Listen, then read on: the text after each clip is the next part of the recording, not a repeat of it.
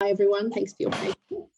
I'm Karin Aubrey and I'm part of the Basic Research Laboratory in the Pain Management Research Institute. So I work with Michael, Nicholas and Paul Blair. And my lab is located on level 13 of the Karin Institute. So I did my PhD at the University of Sydney in the Department of Pharmacology.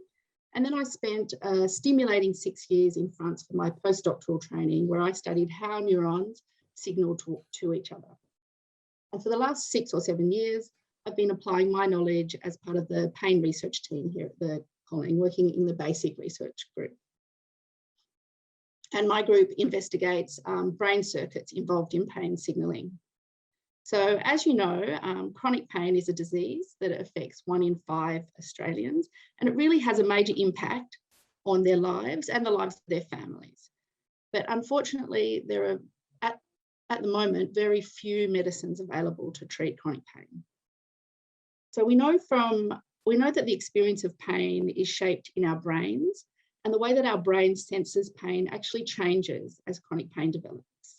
So I'm really motivated by the idea that if we can understand how our brains deal with pain signals, we can improve our chances of finding better therapies for people with chronic pain.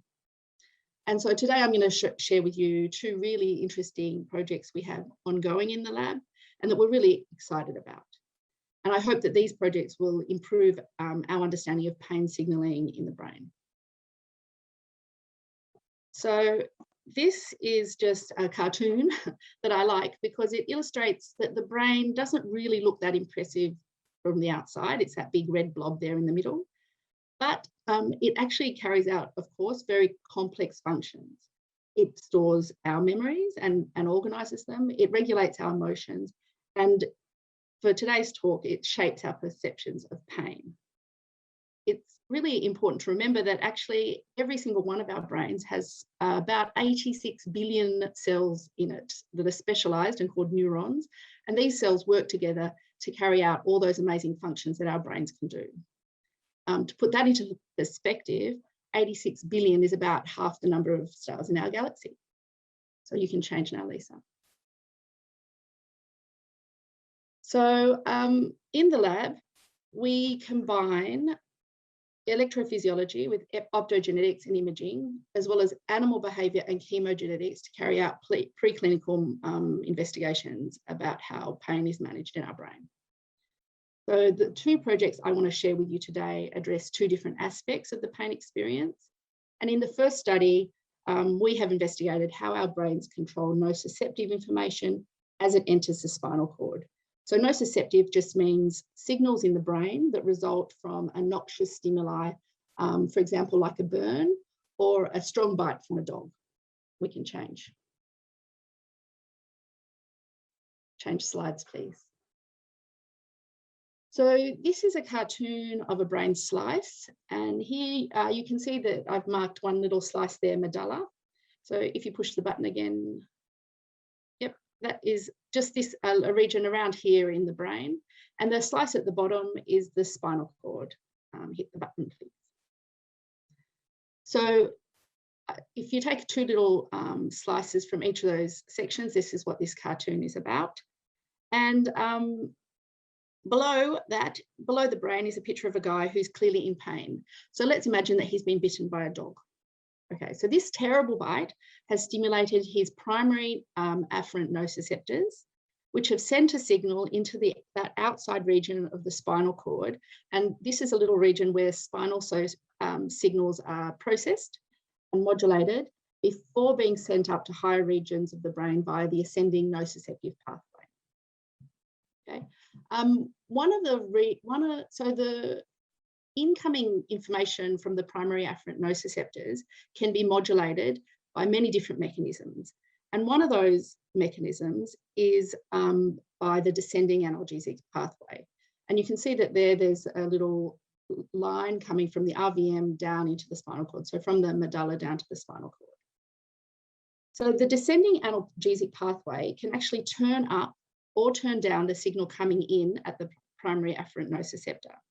But specifically how this is achieved is unknown, and that is what we investigated in the project I'm about to show you.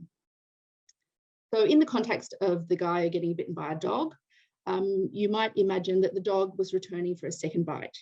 So neurons in the medulla may fire and reduce the intensity of the input coming into the spinal cord. And as a result, this would reduce the sensation of pain for a little while. So reduce the signal going up the ascending nociceptive pathway, reduce the sensation of pain for a little while, and give this chance a guy to jump up and run away, for example. Next slide, please.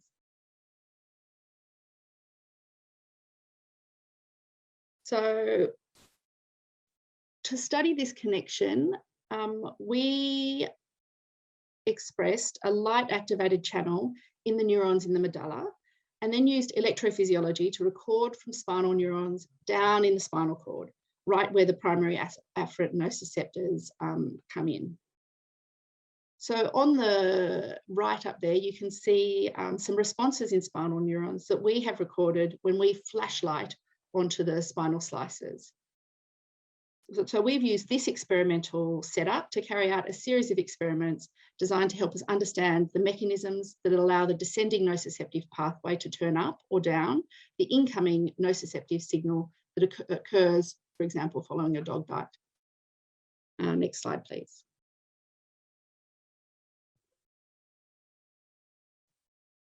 So, So this is a second study where we have focused on finding out where nociceptive signals might overlap with wake-promoting circuits in the brain. The reason this is an important study is because sleep disorders are a common comorbidity and for people with chronic pain, and sleeplessness actually adds to the distress and disability experienced by people with chronic pain. So our hypothesis is if we can work out where the signals about pain and wakefulness interact, we could find out how they're changed when chronic pain develops, and then look into a way to uncouple that partnership and hopefully reduce the impact and the disability experienced when people have chronic pain. We focused on the parabrachial nucleus. It's in the image, it's labelled as the PBN.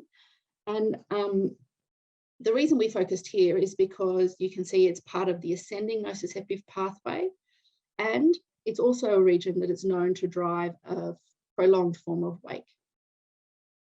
Next slide, please. So this is just some of the first data I'm really excited to show you that we've obtained from this study. And basically this data shows that there's a potential for the parabrachial nucleus to be a place where spinal nociceptive inputs and neurons that promote wakefulness could be interacting. So if you just look at on the left of the image, the white lines outline a part of different parts of the parabrachial nucleus.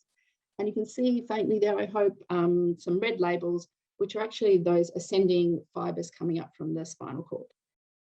Now, the green signal is a subpopulation of cells that send their projections to another region in the high brain that is known to drive wake. So if you look on the right there, you can see an overlap of these two images, and you can see that the red squiggly lines and the green dots are in close proximity to each other. And that suggests that there's a potential for them to maybe be talking, and that's what we'll be pursuing in the next part of this study. Next slide, please. So I think that's all I have time for today. I would like to gratefully acknowledge our funding from these foundations, and we couldn't do anything of this work without them. And in the picture there, you can see the rest of the PMRI Laboratories, which is made up of a great group of students, lab support and senior postdoctoral researchers.